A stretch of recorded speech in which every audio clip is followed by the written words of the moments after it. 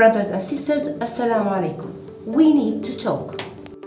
Today, I'd like to share with you a project that Muslims in Turkey have dreamed for hundreds of years.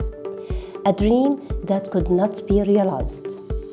As you know, in many Islamic and even Christian countries, there are women-only universities. Therefore, we as your Muslim brothers from Turkey want to establish a women university with an Islamic concept, where religious sciences and scientific subjects are taught simultaneously. Because the universities are mixed gender, many young girls cannot complete their undergraduate or graduate education, and these grievances must be remedied.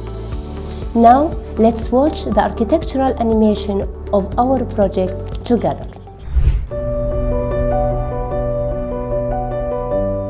The history of Islam brought out the master of mathematics Sutaita al-Mahmali from the women's madrasas.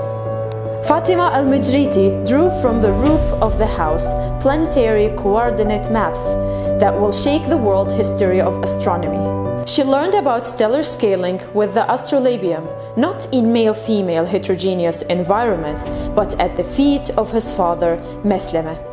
Fatma Fihri, who founded Al-qarawiyyin University, which adjusts the whole Europe centuries before Oxford, was not a coeducational graduate. Today's ordinariness professors talk about the sextants and quadrants of Muslim women of Islamic times on their faculty chairs. These examples show us that Muslim women can make moves throughout the universe without the shadow of an unrelated falling on their faces, and they can make the world shine behind their noble niqab and elegant veils. That's why we want an Islamic university in which women who drip the methyl orange reagent by saying Bismihi Subhanah in their laboratory work. While describing Planck's law, we imagine physics professors wearing veils to say that Allah has made it available in the universe. At the Islamic University, we want staff who learn external ballistic systems while Gaza in their hearts, teach the software configuration while East Turkestan is bleeding in their hearts, and code intercept sonar systems by reading the Surah of Fatiha. We want lecture halls in which the biography of Prophet conference is given at the end of the course in the Faculty of Medicine, where the teacher of reconstructive surgery tells at the end of the course whether this is in compliance with Islamic fiqh. When describing regenerative medicine, not only terms such as HLA, MHC, at the same time, we want to explain the level of conformity with Islamic fiqh. We care about a medical professor's smooth presentation of cardiopulmonary resuscitation practices, as well as being a role model for students with her hijab. We want faqih and devout scientists working in R&D to produce heparin benzyl ester derivative thrombolytic drugs derived from porcine intestinal mucosal cells from bovine lung. Sit down, guys. Solve gravimetry. Also, solve the hermeneutics of ancient Islamic texts in the teaching of scholars.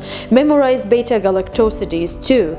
In this direction, in order to establish a university in the Islamic concept, where scientific studies are carried out in the light of Islamic hopes, religious and natural sciences are advanced in sync, all the people of Islam, from bureaucrats to diplomats, from academics to businessmen, from opinion leaders to politicians, from employers to workers, from housewives to students, we invite all Muslims at the professional and social levels of society to shoulder this lofty ideal. I invite you to support the realization of this beautiful university dream, where thousands of millions of female students from Asia to Europe to Africa will benefit, and the girls who will raise the next generation will graduate and lead the society. O Allah, make us the progenitor of goodness that will last until the end of the world, Andalusian Civilization, Humanitarian Aid and Education Association, so that Dhul Janahain can grow in the heart of the age.